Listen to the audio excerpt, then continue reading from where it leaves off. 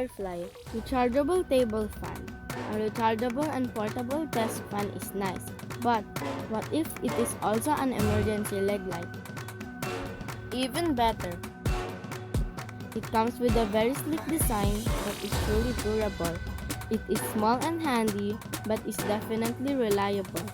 In 4 hours of charging time, it can last you up to usage of half a day long. It comes with 3 speed controls and 2 light intensity light control, in which you can never go wrong. With or without emergency,